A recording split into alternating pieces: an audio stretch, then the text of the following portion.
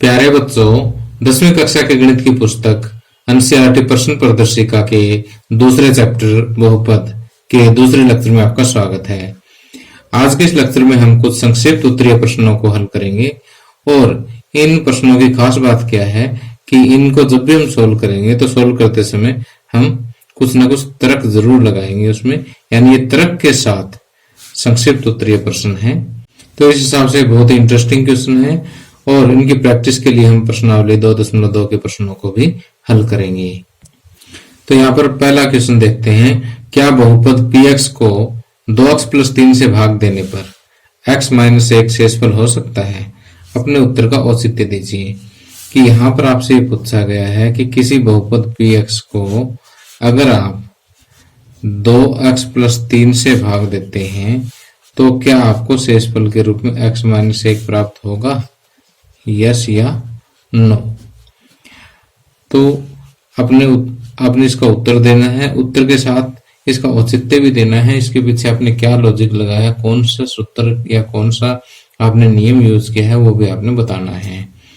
तो इसके लिए जो है हम बात करते हैं किसकी, विभाजन एल्गोरिथम की। विभाजन एल्गोरिथम क्या कहती है?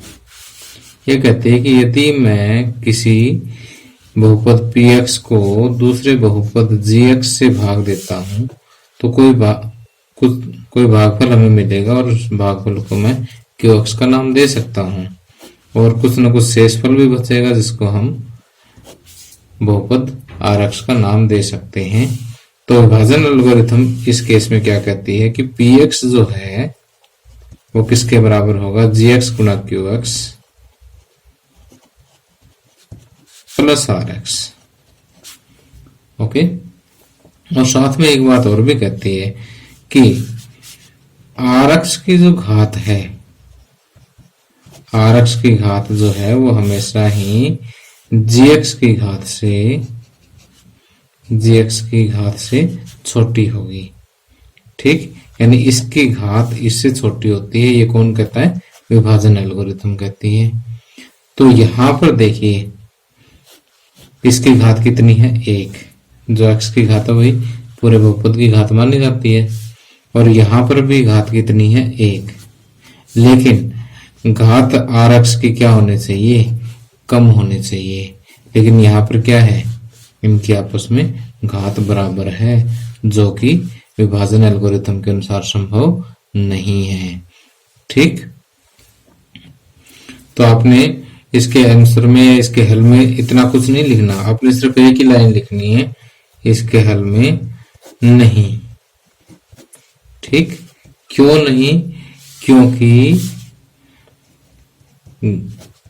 x - 1 की घात जो है वो 1 है और 2x + 3 की जो घात है वो भी क्या है, 1 है।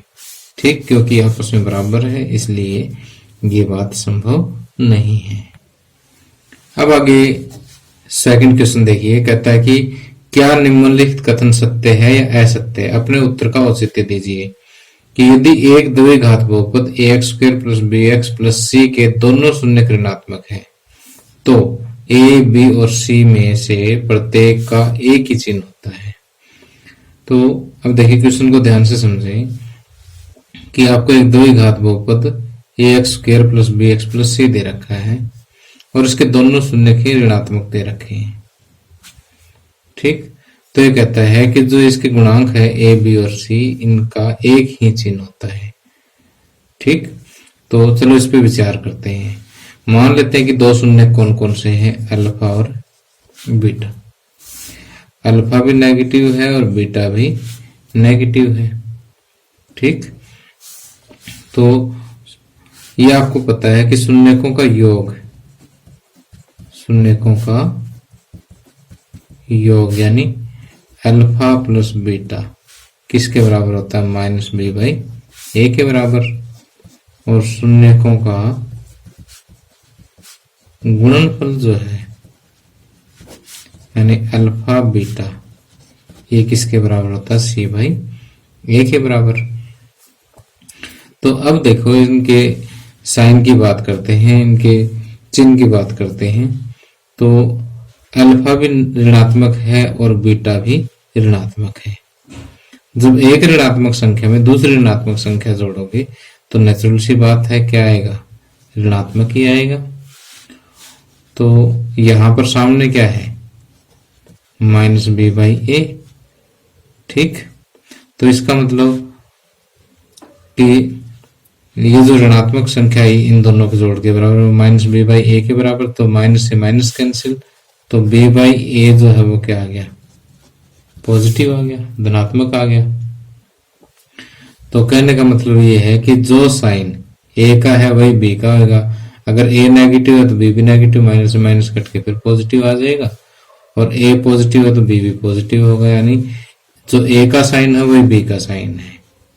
ठीक है, कि जो ए का चिन्ह है वही बी का चिन्ह है। अब देखिए कि यहाँ पर गुणनफल की बात अगर हम करें तो माइनस और माइनस की गुणा क्या होती है, प्लस होती है, और जो किसके बराबर, सी बाई ए के बराबर। तो इसका मतलब सी बाई ए भी क्या है, धनात्मक है। तो जो साइन ए का है वही सी का होगा, यानी जो यहां से हमने देखा कि ए का जो चिन्ह है, ए का चिन्ह जो है वो किसका है, वही बी का चिन्ह है। ठीक, और यहां से जो ए का चिन्ह है वही सी का चिन्ह है।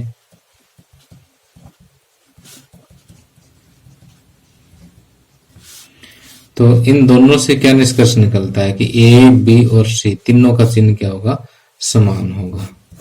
ठीक, इसलिए कथन क्या है, सत्य है। ध्यान रखना यहाँ पर जब दोनों शून्य के ऋणात्मक है तब तो ये बात सही होगी, लेकिन अगर यहाँ धनात्मक आ जाए तो ये बात सही नहीं होगी कि तीनों का एक ही चिन्ह हो। तो जैसे यहाँ पर आपको एनसीईआरटी प्रश्न प्रदर्शिका की प्रश्नावली 2.2 का जो सेकंड क्वेश्चन का फर्स्ट पार्ट जो दिया हुआ है ना, वो ऐसा ही है कि एक द्विघात बहुपद के दोनों शून्य धनात्मक दे रखे हैं। ठीक है, अभी जो मैंने क्वेश्चन करवाया उसमें क्या था, ऋणात्मक था। ठीक है, जब ऋणात्मक था तो हमने देखा कि ए बी और सी के चिन्ह क्या है, समान है। तब हमें चेक करना है क्या धनात्मक में भी समान होते हैं। तो देखिए कि यहाँ पर फिर वही शून्य मान लेते हैं, अल्फा और बीटा, ये भी धनात्मक है और ये भी धनात्मक है। तो शून्यकों का योग अल्फा प्लस बीटा, तो जब ये धनात्मक और ये भी धनात्मक, जब धनात्मक संख्या में धनात्मक संख्या जोड़ेंगे तो रिजल्ट क्या आएगा, धनात्मक संख्या ही आएगी ना। और शून्यकों का योग किसके बराबर है, माइनस बी बाई ए के बराबर। ठीक, अब देखो कि कोई भी एक धनात्मक संख्या जो है वो किसके बराबर आ रही है, माइनस बी बटे ए के बराबर आ रही है। ठीक, तो इसका मतलब ए और बी में से एक तो नेगेटिव होगा। अगर बी नेगेटिव हुआ तो ए पॉजिटिव, ए पॉजिटिव हुआ तो बी नेगेटिव होगा। ठीक, एक बार फिर से, अगर बी पॉजिटिव तो ए नेगेटिव, और बी नेगेटिव तो ए पॉजिटिव होगा, यानी अपोजिट साइन होंगे तभी ये बात बनेगी। तो यहां से देखिए इन्होंने कहा कि ए बी और सी में से सभी का चिन्ह समान होगा, तो यहां से हम देख सकते हैं कि ए और बी के अपोजिट चिन्ह होंगे। ठीक, तो यहां से ए और बी के चिन्ह समान नहीं होंगे। ठीक, तो इसका मतलब ये जो कथन है वो क्या है, ऐसे होते हैं। ठीक, और अगर बात हम करें कि सी और ए के चिन्ह की, तो शून्यकों का गुणनफल जो किसके बराबर है, सी बाई ए के बराबर है। ये धनात्मक, ये भी धनात्मक, तो रिजल्ट भी क्या आएगा, धनात्मक आएगा। तो सी और ए के चिन्ह तो समान होंगे, लेकिन ए और बी के समान नहीं होंगे। ठीक, तो अगर ए और सी दोनों पॉजिटिव है तो बी नेगेटिव होगा, और ए और सी दोनों नेगेटिव है तो बी पॉजिटिव होगा। क्लियर। अब आइए प्रश्नावली 2.2 की शुरुआत करते हैं। बिल्कुल फर्स्ट क्वेश्चन लेते हैं हम। फर्स्ट क्वेश्चन के जो है 5 पार्ट है, इनमें से जो पहला पार्ट आपको दिया हुआ है ये कहता है कि निम्नलिखित प्रश्नों के उत्तर दीजिए और उनका औचित्य भी दीजिए। कि क्या x power 6 plus 2x power 3 plus x minus 1 को x में घात 5 के एक बहुपद से भाग देने पर भागफल एक्स स्क्वायर माइनस 1 हो सकता है। कहने का मतलब ये है कि x पावर 6 प्लस 2x की पावर 3 प्लस x माइनस 1, इसको अगर आप x में घात 5 यानी x की घात 5 वाला कोई भी एक बहुपद आप ले लो, ठीक, उससे भाग देंगे तो क्या भागफल x की पावर 2 में आ सकता है क्या? तो अगर आप यहां से देखोगे तो अगर हम वापस फिर किस पे जाएं, विभाजन एल्गोरिथम पे जाएं, तो जैसे विभाजन एल्गोरिथम क्या कहता है कि px को अगर आप gx से भाग देते हो तो एक बहुपद आपको भागफल के रूप में qx मिलेगा और शेषफल के रूप में rx नाम का एक बहुपद मिलेगा। तो px किसके बराबर है? gx गुणा में qx प्लस rx। कहने का मतलब ये है कि इन दोनों के गुणनफल की जो घात है वो px के घात के बराबर होगी, यानी घात किसकी? px की बराबर घात gx गुणा qx के बराबर होगी। तो अगर यहाँ पर आप घातों का गुणनफल करके देखो, एक बार कर लेते हैं, तो x की पावर 5 को x की पावर 2 से गुणा करेंगे तो x पावर 7 आ गया, ठीक, माइनस x पावर 5। तो यहाँ घात होगी 7 गुणनफल की और यहाँ घात है 6, लेकिन घात होनी क्या चाहिए? इस गुणनफल की घात और px की घात क्या होनी चाहिए? बराबर होनी चाहिए, ठीक। इसलिए इसका ये जो कथन है ये सत्य नहीं है, असत्य है। तो अगर इसको नोटबुक में आपने लिखना हो तो हम क्या लिखेंगे कि यहां से लिखना शुरू कर दीजिए कि विभाजन एल्गोरिथम के अनुसार, ठीक है, ये बात है। इसलिए घात और px बराबर घात px और gx का गुणनफल, और यहाँ px बराबर तो ये हो गया, ठीक, gx बराबर x पावर 5 और qx बराबर x स्क्वायर माइनस 1। तो घात px बराबर, px की घात यहाँ कितनी है? 6, और घात gx गुणा qx, इनकी घात आप क्या लोगे कि इसकी घात 5 है और इसकी 2 है, तो जो 5 घात वाला और 2 घात वाला जब आपस में गुणा होते हैं तो गुणा करते समय घात जुड़ जाती है, तो इनकी घात क्या होगी? 7। ये आपस में बराबर नहीं है, ठीक, इसलिए कथन असत्य है। अब अगला देखिए, बहुत ही मजेदार क्वेश्चन यहाँ पर दिया कि ax square plus bx plus c को px cube plus qx square plus rx plus s p बराबर 0 नहीं है से भाग देने पर भागफल और शेषफल क्या होंगे। कि अब देखिए कि इसको ध्यान से पढ़े स्टेटमेंट को, यहाँ पर ax square plus bx plus c को भाग देना है किससे? px cube plus qx square plus rx plus s से। तो यहाँ देखिए नॉर्मली हम क्या करते हैं कि इसकी घात बड़ी होती है, इसकी छोटी होती है, लेकिन यहाँ पर देखो उल्टा हो रहा है कि यहाँ घात बड़ी है और यहाँ छोटी है। अगर ऐसा कोई केस आ जाए तो भागफल हमेशा ही क्या होता है? 0 होता है, ठीक। और शेष फल में देखो, जब इसको 0 से गुणा करोगे तो यहाँ 0 और शेष फल ये बचेगा एज इट इज, ठीक। ये बिल्कुल छोटे बच्चों वाला क्वेश्चन हो गया। अगर आप किसी संख्या 3 को 7 से भाग देते हो तो 7 0 0, शेष बच गया वही 3, ठीक है ना। वही वाली बात हो जाती है यहाँ पर कि यहाँ बड़ी घात से आप भाग दे रहे हो तो भागफल क्या आएगा? 0 ही आएगा और शेषफल यही बच जाएगा एज इट इज, ठीक। तो भागफल 0 और शेषफल E। और आपको जो तीसरा पार्ट है घुमा करके यही बात पूछ ली इसने। कहता है कि यदि बहुपद px को बहुपद gx से भाग देने पर भागफल शून्य आता है, यानी किसी बहुपद px को gx से भाग देने पर भागफल क्या आता है? शून्य आता है। तो px और gx के घातों में संबंध क्या है? यहाँ पर देखिए कि जब इसको इससे हमने भाग दिया तो भागफल क्या आया? 0 आया।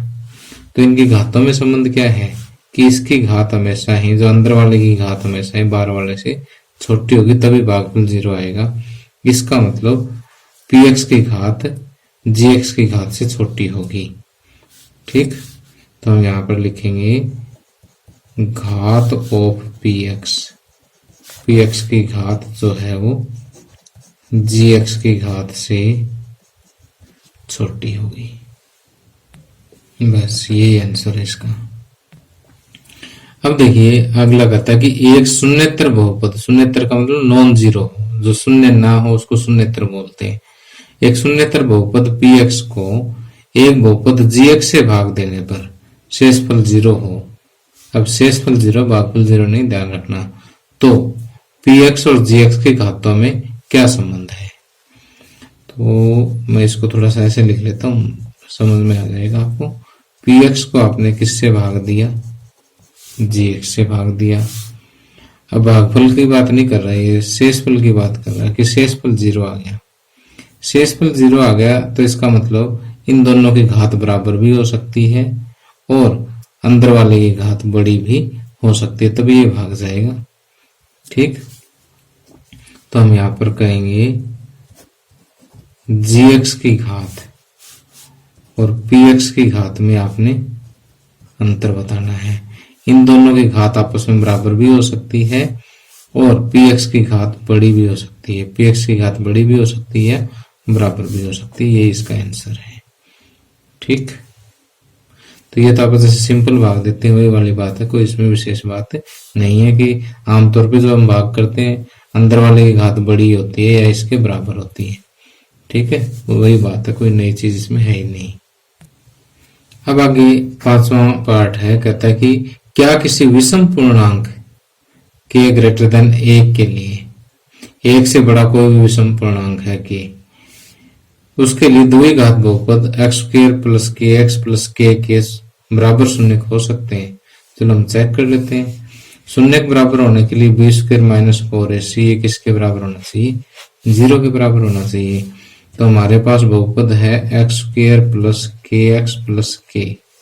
इसको मैं कंपेयर करता हूं ax² plus bx plus c के साथ। तो यहाँ पर देखिए कि a क्या है आपका 1, b कितना है k और c भी कितना है k। तो b² माइनस 4ac क्या बन जाएगा? b² यानी k का स्क्वायर माइनस 4, a की जगह क्या आएगा 1 और c की जगह क्या आएगा k, और ये किसके बराबर होना चाहिए? 0 के बराबर। तो यहाँ से k² माइनस 4k बराबर 0, k कॉमन आएगा तो k minus 4 is equal to 0। इसका मतलब k इज इक्वल टू 0 और k इज इक्वल टू 4। सिर्फ ये दो ही पॉसिबिलिटी ऐसी है जिसके लिए दिए गए बहुपद के शून्य जो है वो बराबर हो। ठीक, तो इसने कहा कि क्या किसी विषम पूर्णांक, इनमें देखो कोई भी विषम पूर्णांक नहीं है। ठीक है, तो इसका आंसर आपको क्या मिलेगा? नहीं। ठीक, नहीं, किसी भी विषम पूर्णांक के ग्रेटर देन 1 के लिए द्विघात बहुपद के शून्य के बराबर नहीं हो सकते। इसके शून्य के बराबर केवल k बराबर 0 और k बराबर 4 के लिए ही हो सकते हैं। तो आप आंसर की लैंग्वेज यहाँ से लिख सकते हैं। इतना करने के बाद शून्य के बराबर केवल तभी हो सकते हैं जब b² माइनस 4ac बराबर 0 हो। उसके बाद आप ये k की वैल्यू निकाल के दिखा दीजिए। उसके बाद हम लिखेंगे नहीं, विषम पूर्णांक k ग्रेटर देन 1 के लिए द्विघात बहुपद इसके शून्य के बराबर नहीं हो सकते। इस बहुपद के शून्य के बराबर केवल k बराबर 0 या k बराबर 4 के लिए ही हो सकते हैं। अब आगे देखिए कि इसी प्रश्नावली का सेकंड क्वेश्चन है और इसमें लिखा है क्या निम्नलिखित कथन सत्य हैं या असत्य है, अपने उत्तरों के लिए औचित्य दीजिए। तो इस क्वेश्चन का फर्स्ट पार्ट हम पहले कर चुके हैं, जो मैंने आपको प्रति 10% फर्स्ट करवाया था उसी के साथ मैंने इसको डिस्कस करवा दिया था। तो इसलिए हम सीधा सेकंड क्वेश्चन पे चलते हैं। ये सेकंड पार्ट एक बहुत ही आसान सा पार्ट है। इसमें लिखा हुआ कि यदि एक बहुपद का आलेख एक्स एक्स को केवल एक ही बिंदु पर प्रतिच्छेद करे तो यह एक द्विघात बहुपद नहीं हो सकता।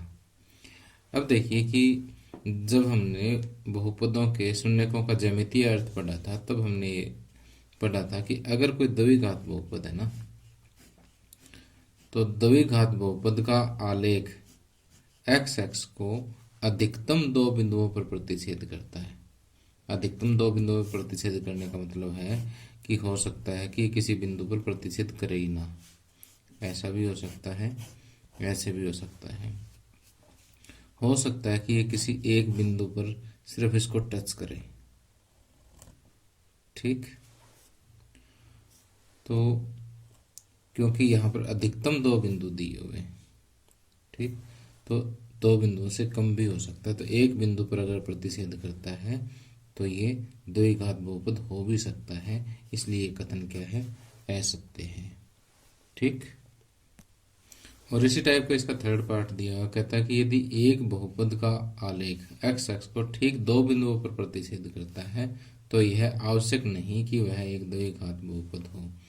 अब देखिए दो बिंदुओं पर प्रतिच्छेद करता है तो द्विघात बहुपद हो सकता है, क्योंकि द्विघात बहुपद में मैक्सिमम दो बिंदुओं पर आलेख एक्स एक्स को प्रतिच्छेद करता है।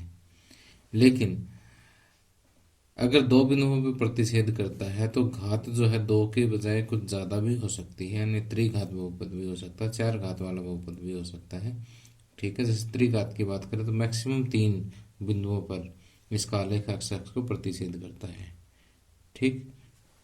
तो मैक्सिमम तीन पे करता है, दो भी तो हो सकता है, यानी एक द्विघात के बजाय एक त्रिघात बहुपद का भी तो आलेख हो सकता है। तो इसका ये जो कथन है वो सत्य है कि आवश्यक नहीं कि द्विघात बहुपद हो, द्विघात से कुछ ज्यादा घात वाला बहुपद भी हो सकता है।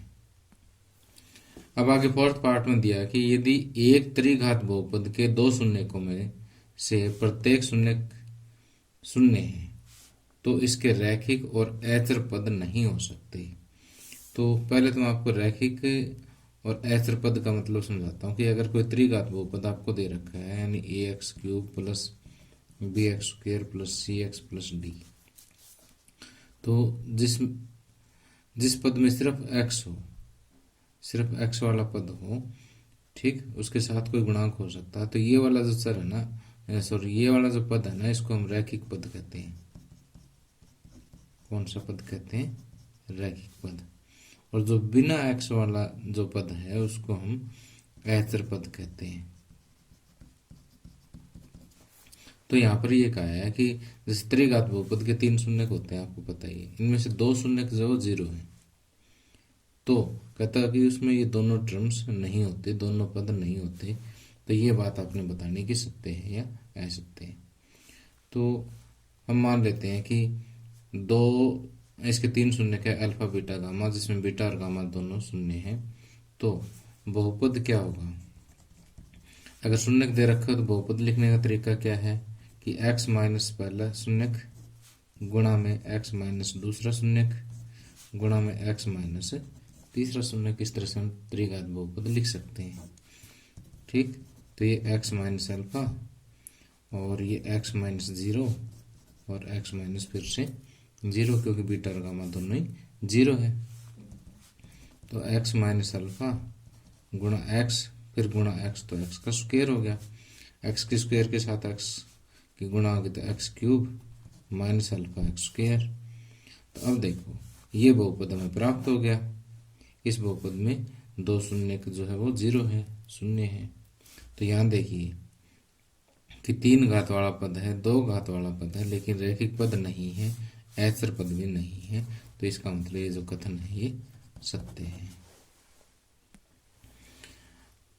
आगे फिफ्थ पार्ट में कहा है कि यदि एक त्रिघात बहुपद के सभी शून्य ऋणात्मक हैं तो इसके बहुपद के सभी गुणांक और अचर पद एक ही चिन्ह के होते हैं।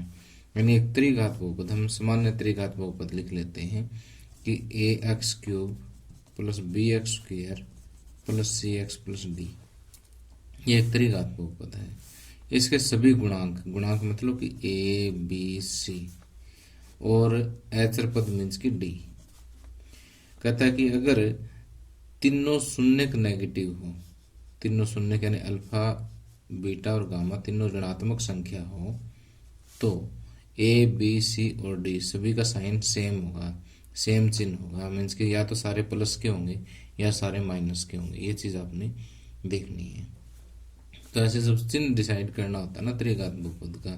तो हम शून्यकों और गुणांकों के बीच का संबंध देखेंगे, ठीक है, क्योंकि बात तो शून्यकों और गुणांकों की हो रही है ना यहाँ पर।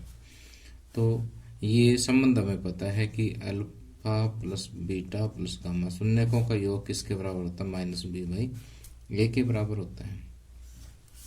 तो अगर मान लेते हैं कि यहाँ पर जैसे दिया हुआ है कि तीनों शून्य जो है नेगेटिव है, यानी ये भी माइनस का, ये भी माइनस का, ये भी माइनस का, जब तीन ऋणात्मक संख्याएं आप जोड़ोगे तो जो इनका जोड़ है वो नेगेटिव ही आएगा ना, ठीक, कि माइनस मान लेते हैं कुछ आ गया, कुछ एक्स आ गया, तो माइनस बी बाई ए के बराबर हो गया।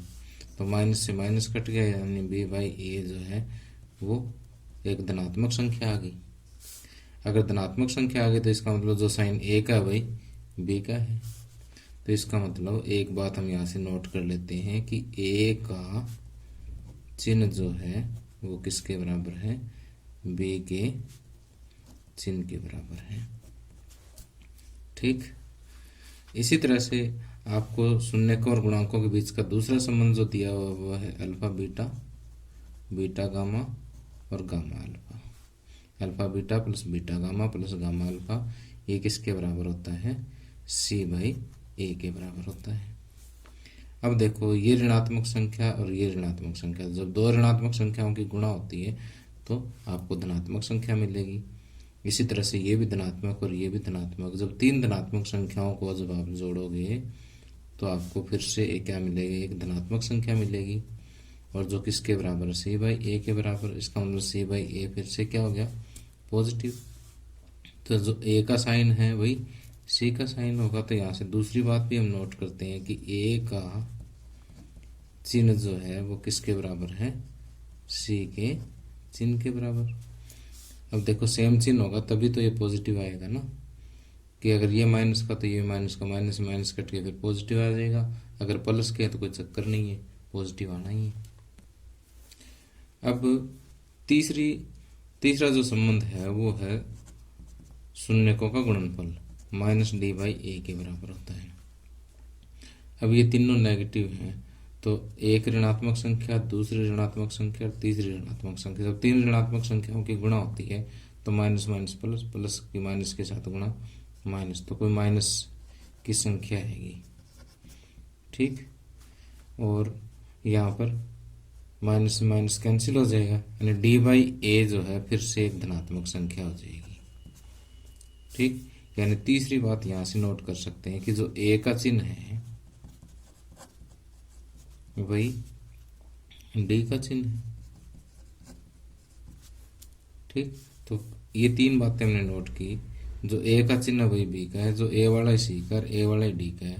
तो इसका मतलब ए बी सी और डी सभी का चिन्ह क्या है, समान है, एक ही चिन्ह है सभी का। अगर ए पॉजिटिव हो गया तो बाकी तीनों ही पॉजिटिव, ए नेगेटिव हो गया तो बाकी तीनों ही नेगेटिव। तो इसका मतलब ये जो कथन है ये क्या है, सत्य है। अब आगे इसका फोर्थ पार्ट दे रखा है, कहता है कि एक त्रिघात बहुपद X cube plus A X square minus B X plus C के तीनों शून्य धनात्मक हैं, तो ए बी और सी में से कम एक अवश्य ही ऋणोत्तर होगा। तो देखिए कि इस क्वेश्चन को हम कैसे सोल्व करते हैं कि पहले तो जो दिया हुआ बहुपद उसको लिख लेते हैं और उसको एक सामान्य त्रिघात बहुपद के साथ कंपेयर करते हैं। यहाँ से हम देखते हैं कि ए जो है वो एक के बराबर है, बी जो है वो ए के बराबर है, सी जो है वो माइनस बी के बराबर है, डी जो है वो सी के बराबर है, ठीक। अब शून्यकों का योग, शून्यकों का योग किसके बराबर होता है, माइनस बी बाई ए के बराबर। तो b की जगह क्या है a, तो माइनस a बाई 1 के बराबर हो जाएगा। अब देखो कि इधर ये तीनों पॉजिटिव दे रखे हैं, धनात्मक दे रखे हैं, तो ये धनात्मक है और आगे जो है ये माइनस a आ रहा है। ठीक, तो ये केवल तभी संभव है कि कोई भी यहाँ पर एक धनात्मक संख्या है बराबर माइनस a है, तो इसका मतलब a जो है वो नेगेटिव है, तभी माइनस माइनस प्लस होएगा। तो यहाँ से एक बात समझ आए कि a नेगेटिव है। ठीक, इसी तरह से पिछले क्वेश्चन की तरह से दूसरा रिलेशन लगाएंगे हम, तो वहाँ से आपको b नेगेटिव मिल जाएगा, और तीसरा रिलेशन लगाएंगे तो c भी आपको नेगेटिव मिल जाएगा। ठीक, तो यहाँ पर a, b और c तीनों ही क्या मिलते हैं, नेगेटिव मिलते हैं, ऋणात्मक मिलते हैं। तो इसने कहा कि एक अवश्य ही ऋणोत्तर होगा। ऋणोत्तर का मतलब नॉन नेगेटिव, जो ऋण ना हो, जो माइनस का ना हो, उसको ऋणोत्तर बोलते हैं। तो इसका मतलब यहाँ तो तीनों ही ऋणोत्तर है, माइनस न होने वाली तो बात ही नहीं, माइनस न होने वाली यानी धनात्मक होने वाली तो यहाँ कोई बात ही नहीं है। इसका मतलब ये जो कथन है वो कह सकते हैं। और अब देखिए कि यहाँ पर जो लास्ट पार्ट है इस क्वेश्चन का और इस एक्सरसाइज का भी, कहता है कि k का केवल वह मान जिसके लिए द्विघात बहुपद kx² + x + k का k शून्य के बराबर है वो 1/2 है। तो आपको पता है कि शून्य के बराबर होने के लिए b² - 4ac किसके बराबर होना चाहिए, 0 के बराबर होना चाहिए। तो यहाँ पर a k है, b जो है वो 1 है और c जो है वो k है। तो यहाँ से b² - 4ac करके देखें तो k² = 1/4 है, तो k बराबर क्या होगा, ±1/2। ठीक, यानी k का मान +1/2 भी हो सकता है, -1/2। तो k के इन दोनों मानों के लिए जो है इस बहुपद के शून्य के बराबर होते हैं। लेकिन इसने तो कहा कि केवल एक ही मान है ये 1/2, लेकिन हमने देखा कि 1/2 के अलावा एक मान और भी है जिसके लिए इस बहुपद के शून्य के बराबर हो सकते हैं, इसलिए कथन असत्य है। तो प्यारे बच्चों, इसी के साथ ये लेक्चर समाप्त होता है। और आपको मेरा लेक्चर कैसा लगा मुझे कमेंट करके ज़रूर बताना। Thank you, have a nice day.